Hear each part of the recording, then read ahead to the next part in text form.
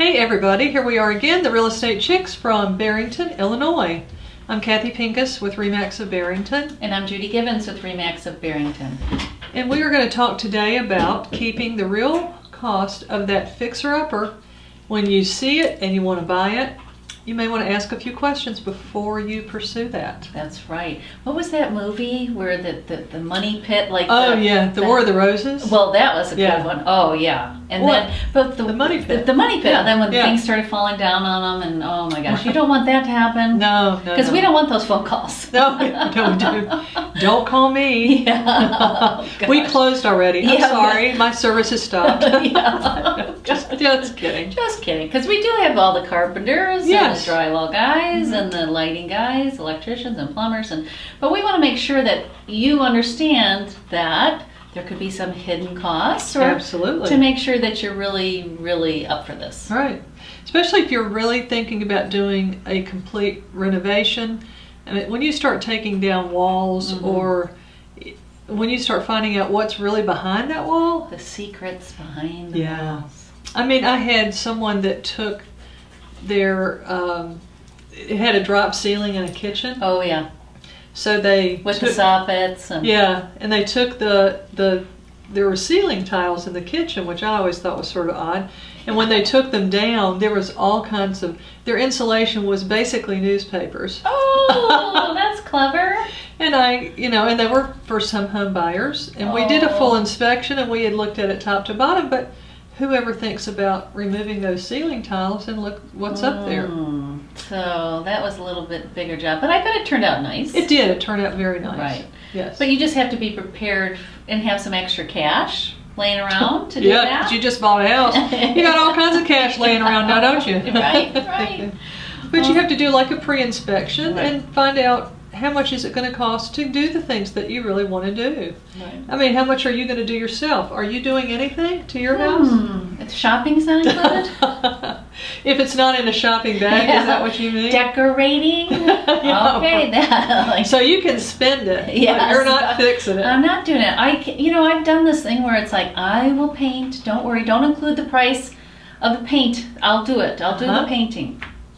Good for I know you. Why these guys make the money they do. Yeah, it's not as easy as it looks. It's way tough. I end up spilling stuff. My art gets out. I know. Not good. Yeah. It's just not good. It's so not. I've learned that lesson, so I don't do that. There's nothing good about that. I have taken wallpaper down. That's actually kind of fun. Yeah. Because it's like cathartic, and you see you're getting finished as you're ripping and. Well, and as long as you have the type of wallpaper that you can take down pretty easily. Because my in-laws actually had flock wallpaper. Which is back in style. I know, So now, 47 years later, it's still the gold flock that came off. It wasn't a pretty picture. Oh gosh. I remember one time we were pulling wallpaper down, and the kids were little, and they said, "Gee, Mommy, these people really had bad taste."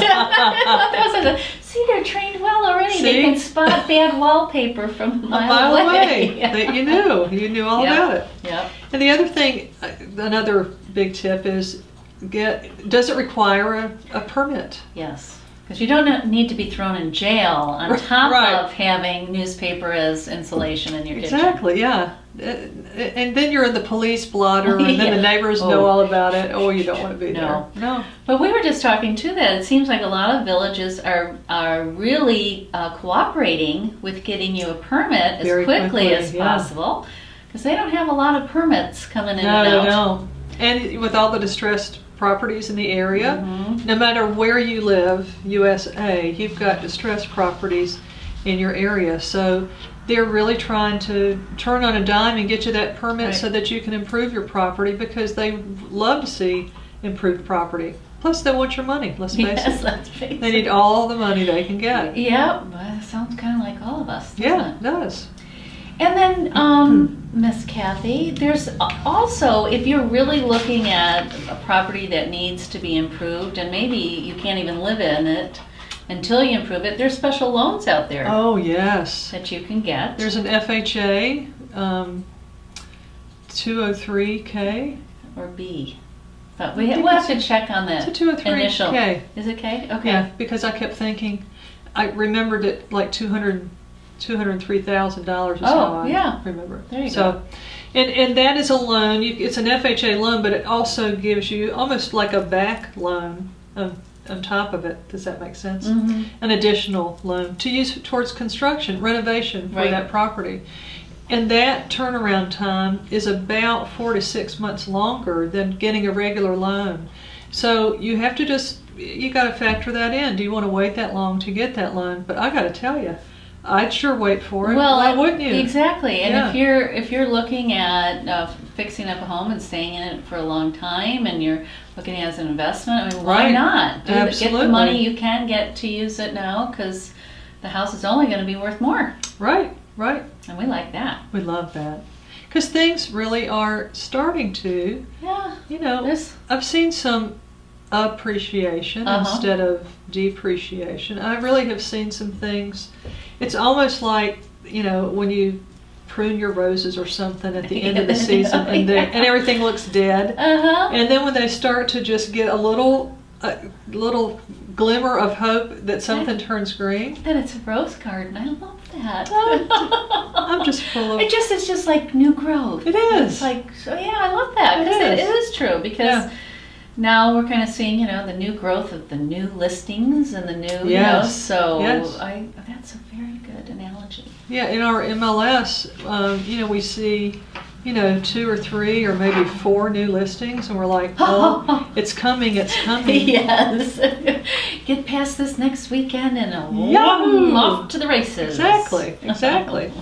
So you want to calculate your fair offer with all of those things in mind. Right. And just because, let's face it, let's say the list price is $200,000, and you think, well, I've got to put in $50,000.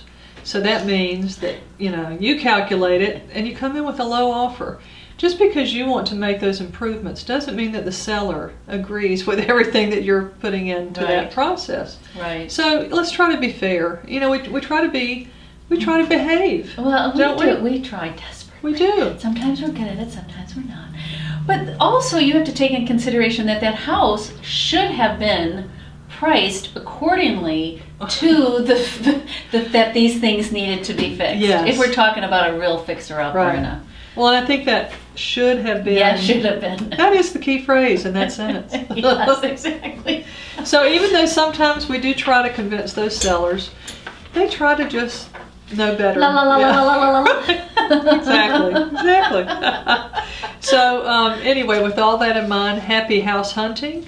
And I'll bet you have a sassy quote for us. Yes, I do. I like this one. Of course I like I know, we like all of Judy's stuff. Okay, so patience is the art of hoping.